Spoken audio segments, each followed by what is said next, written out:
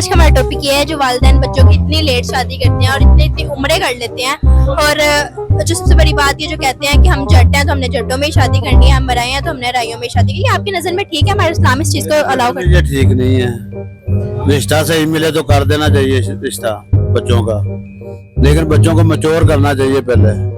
आजकल के जो हालात चल रहे हैं कि उनका बच्चों का कारोबार अपना सेट होना चाहिए ताकि वो अपने आप को कवर कर सकें, यानी कि शादी करके मर्जी हो। रात सिर्फ अल्लाह ताला के जो बाकी रहने बकाया जाते हैं तो सारी फना होने वाली हैं। सर आपका जहेज के बारे में क्या ख्याल है? जो लड़के वाले कहते हैं हम तो जहेज लेंगे तो ये वो अपनी डिमांड जो करते हैं। ये डिमांड गलत है। जो भी है बच्ची अपने नसीब का लेकर आएगी, जो भी उसका माँ बाप देगा जितनी उनकी हिम्मत होगी। यानी कि ये नहीं करना चाहिए कि जी पुरानी डिमांड फ्रिज दे दें, जी एसी दे दें, जो मर्जी दे दें, वो अपनी मर्जी अपनी खुशी से अपनी बच्ची को दे दें। ये डिमांड नहीं करनी चाहिए। मतलब आपकी नजर में ये चीज गलत है? ये गलत है।